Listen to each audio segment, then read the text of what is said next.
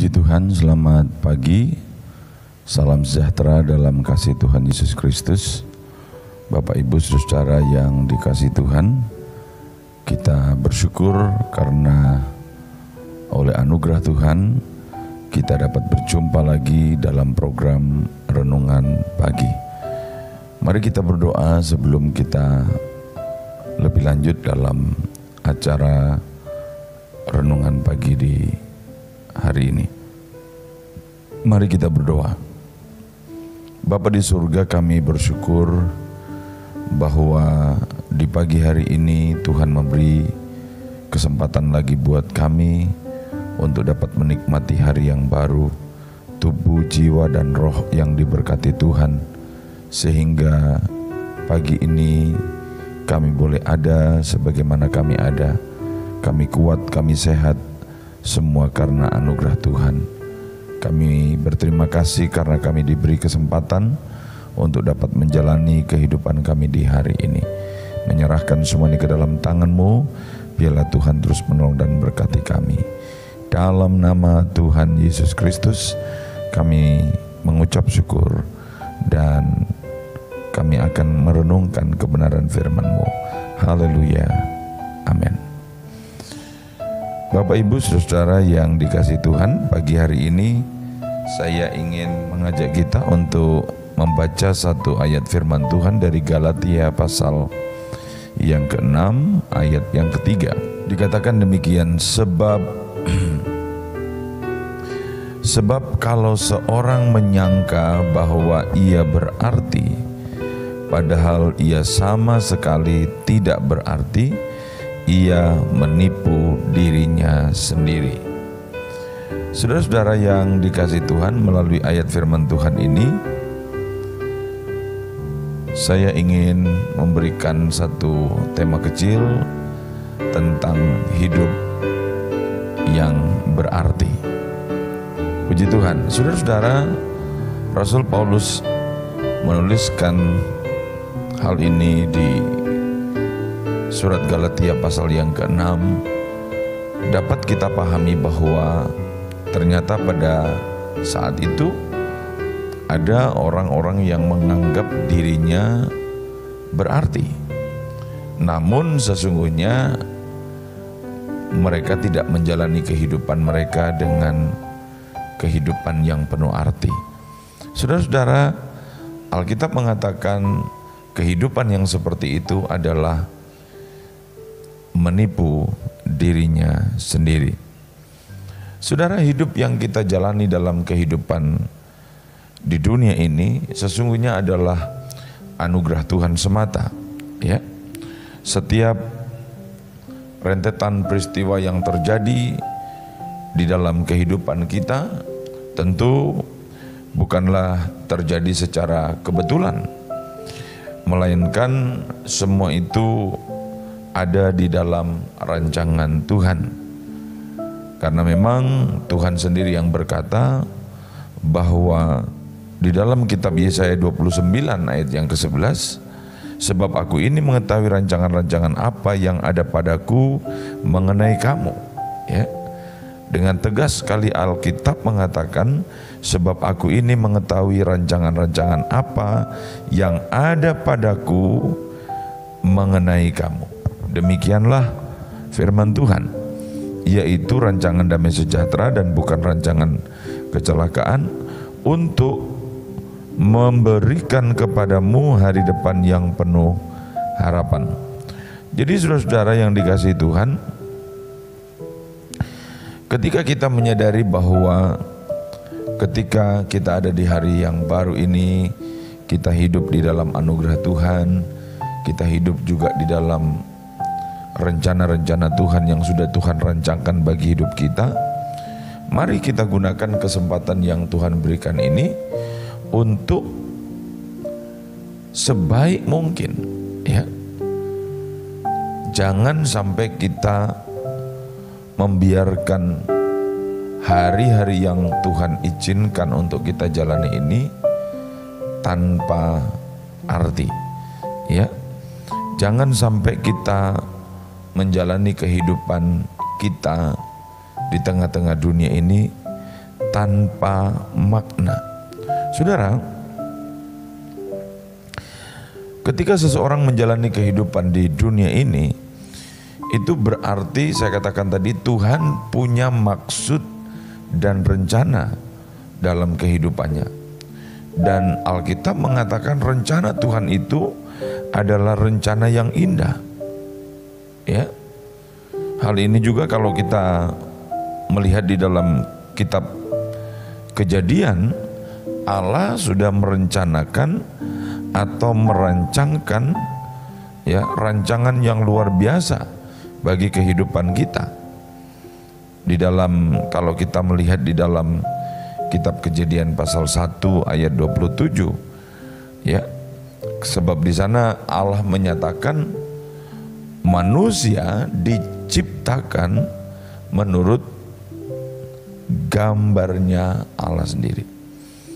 Saudara, itu sebabnya kita harus bersyukur, dan tentu kesempatan yang Tuhan berikan untuk kita, mari kita gunakan dengan baik, menjalani hidup kita ini dengan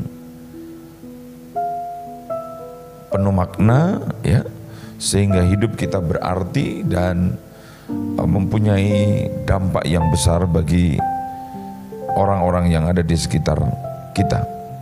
Nah, saudara, bagaimana kita bisa menjalani, bagaimana supaya hidup kita di tengah-tengah dunia ini bisa berarti ya. Saudara, ini adalah sebuah keputusan ya, dan tentu juga menjadi pilihan bagi kehidupan kita masing-masing ya. Banyak orang menyia-nyiakan hari-hari dalam hidupnya dengan melakukan hal yang sia-sia ya. Dan saudara, tetapi kalau kita menyadari tentang anugerah Tuhan yang kita boleh nikmati dalam hidup kita, maka tentu kita tidak akan menyia-nyiakan kehidupan atau kesempatan yang Tuhan berikan dalam hidup kita. Saudara, banyak orang ya menjadikan hidupnya tidak berarti. Mengapa, saudara? Karena mungkin mereka belum mengenal tentang siapa Yesus yang sesungguhnya dalam hidup mereka. Saudara, pengenalan akan Tuhan itu menjadi penting sekali untuk dapat membawa kita kepada tujuan-tujuan hidup yang mulia. Maksudnya yang mulia adalah yang sesuai dengan kebenaran firman Tuhan. Saudara yang dikasihi Tuhan, yang Tuhan kehendaki bagi kehidupan kita sebagai orang-orang yang percaya, yaitu kita harus memiliki hidup yang berarti ya. Hidup kita akan berarti ya, bahkan di mata Tuhan ya, apabila kita bertanggung jawab, saudara. Apabila kita mampu menjalani kehidupan kita dengan kesadaran-kesadaran yang tinggi dan memiliki komitmen untuk menjalani kehidupan ini di dalam kebenaran firman Tuhan. Itu yang dimaksudkan dengan hidup yang bertanggung jawab. Ya. Tuhan berikan kepada kita talenta. Tuhan berikan kepada kita karunia. Tuhan berikan kepada kita potensi. Saudara, mengapa kita tidak menggunakan ya apa yang Tuhan berikan itu untuk menjadikan hidup kita berarti, hidup yang penuh makna, hidup yang bernilai di tengah-tengah dunia ini. Saudaraku yang dikasihi oleh Tuhan, oleh sebab itu penting, dan saya selalu berkata ini, penting bagi kita sebagai anak-anak Tuhan dapat membangun relasi kita dengan Tuhan, hubungan kita dengan Tuhan. Karena ketika kita memiliki persekutuan dengan Tuhan, saya percaya firman-Nya itu akan disampaikan kepada kita melalui pikiran kita, hati kita, sehingga kita mengerti hal-hal apa yang harus kita lakukan dalam kehidupan kita. Paulus berkata di dalam Filipi pasal 1 ayat yang ke-21 dan 22, ya. Dia berkata di sana, karena bagiku hidup adalah Kristus dan mati adalah keuntungan. Tetapi jika aku harus hidup, kata Paulus, bagiku berarti bekerja memberi buah. Wah, ini luar biasa, saudara. Ya, bagiku bekerja memberi buah. Hidup yang berarti itu hidup yang menghasilkan buah. Hidup yang berarti itu hidup yang memberi dampak bagi orang lain. Saudara, mari kita belajar melalui firman Tuhan ini untuk menjadikan hidup kita hidup yang berbuah, ya. Hidup kita akan berarti, ya, mampu menjadi garam, mampu menjadi terang bagi dunia ini, saudara. Jikalau kita ada di dalam Yesus. Yohanes pasal 15 berkata, di luar aku, kamu tidak dapat berbuat apa-apa. Ini kuncinya. Jadi kalau Yesus ada dalam hidup kita, Yesus ada dalam hati kita, maka hidup kita akan berarti. Saudara, Tuhan akan menolong kita, Roh Kudus akan memberi kesanggupan buat kita, sehingga saudara-saudara kita dapat menjadikan hidup kita hidup yang penuh dengan arti, ya. Saudaraku yang dikasihi oleh Tuhan, oleh sebab itu mengawali hari yang baru ini, mari kita berdoa, minta kepada Tuhan, biarlah Roh Kudus menuntun dan membimbing kita, sehingga hidup kita benar-benar menjadi berkat bagi banyak orang, ya. Hidup kita berarti, ya, di pemandangan Tuhan tentunya, tapi juga menjadi berkat bagi orang-orang yang ada di sekeliling kita. Saudara-saudara yang dikasihi oleh Tuhan, mulailah dari kehidupan pribadi kita, di tengah-tengah hidup keluarga kita, ya, mungkin lingkungan yang lebih luas lagi, ya, di tempat kerja kita, ya, dalam komunitas gereja kita sebagai keluarga dalam Tuhan, kita bisa jadi berkat buat banyak orang. Dan saya percaya di balik semua itu hanya satu, yaitu nama Tuhan yang dipermuliakan. Dan itulah saudara-saudara yang Tuhan harapkan dari kehidupan kita sebagai umat-umat yang percaya kepadanya. Puji Tuhan, biarlah kebenaran firman Tuhan ini boleh menolong kita untuk kita menjalani kehidupan kita di hari ini, dalam tugas dan pekerjaan kita di kantor, dalam aktivitas kita, di kesibukan-kesibukan kita yang lainnya, ya.